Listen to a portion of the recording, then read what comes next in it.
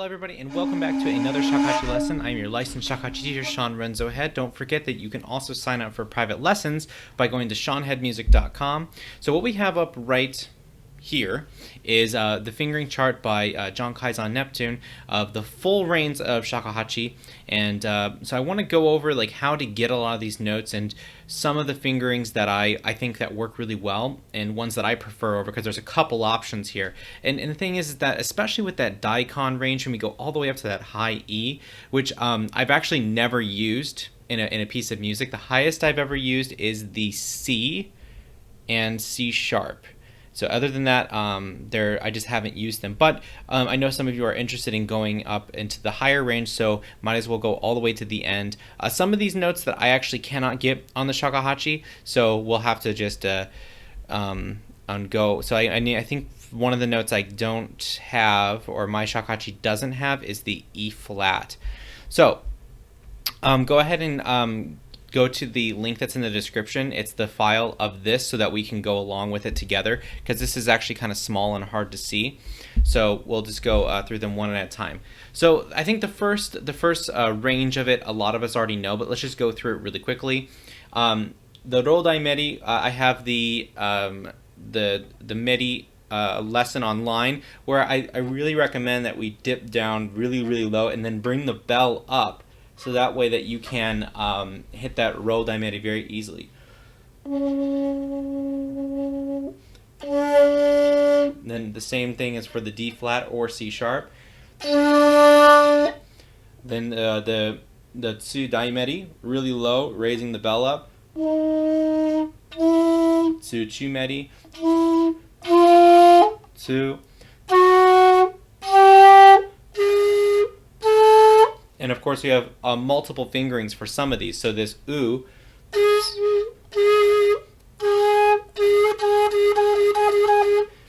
there you have both options there. Then you have Chi. Then we have a couple options for this D Meri here. We have the one that's written where you're really shading 3/4 hold and then covering 4 and 5 and being in a slight Meri position, or without the bottom two. And then we have an alternate fingering, which is 1, 2, 3, and 5 in a slight Meri position. Then we have B. Then we have C. Half hole on the back for C sharp. And then D.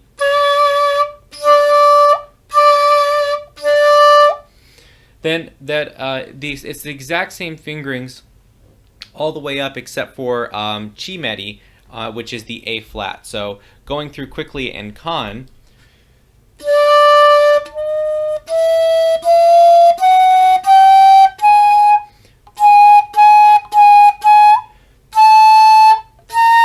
The B flat has a special fingering, and that B flat is called San no U in the Kinko school. We just cover the 1 and the 2. Half hole the 4th hole for B natural.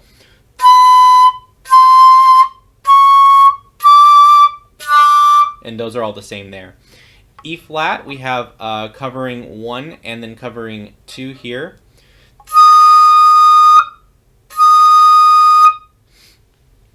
Now there is another fingering that he has here, which is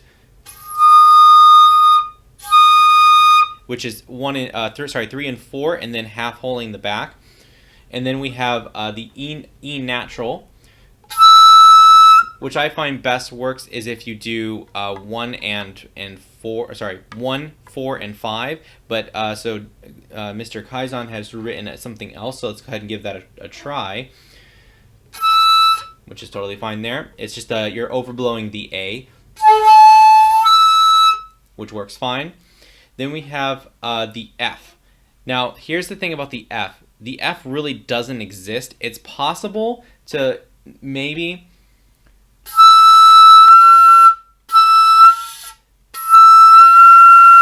kind of slide it up, but you don't have to remove the thumb on the back. Then with going down into this position,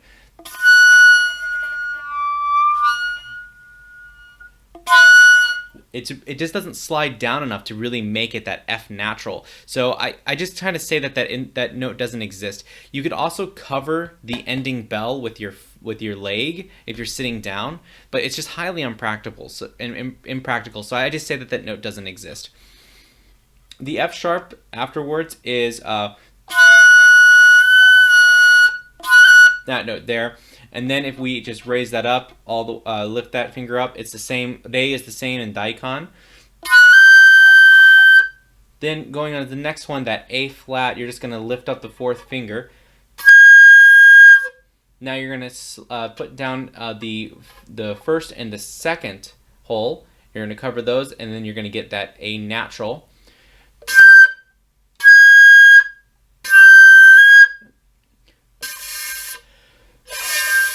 I think that's the one I don't have. Yeah, that's the one that doesn't come out for me. It actually goes lower.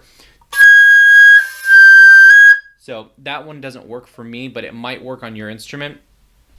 Every shakuhachi is slightly different, so we all have our little quirks for our instruments.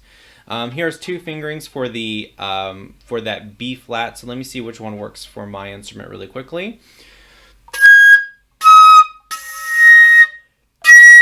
So the first one, this top one here, actually works better for mine, where it's just covering holes 1 and 2.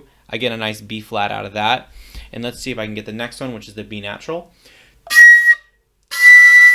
B natural is no problem there. And then there's the C, which is covering 1, 3, 4, and 5. Next one is C sharp. I believe this one works well on my instrument.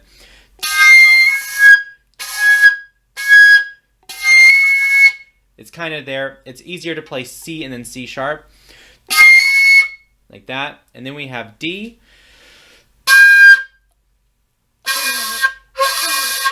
That one doesn't work on my instrument very well. So it doesn't show up. Let's try the next one, which is the E flat. That one also doesn't work on my instrument. Yeah, just doesn't happen. Then the last one, which is the E that's written.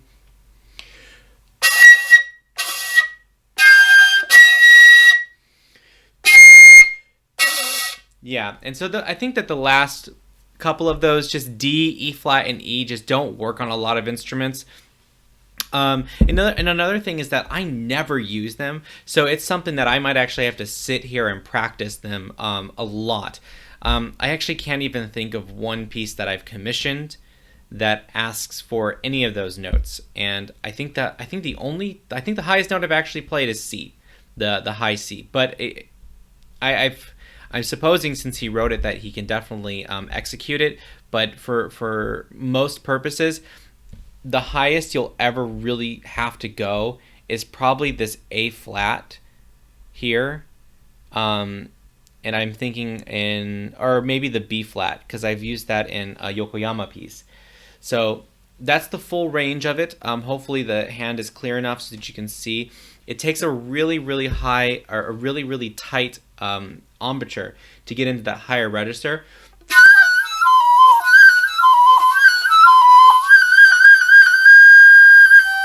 So, but once you're able to lock that down, you'll be able to move across. And the more you train it, I mean, you'll probably be able to hit the notes that I can't, the D, the E flat, and the E natural at the top. So I hope that this was helpful, and I will see you guys next week.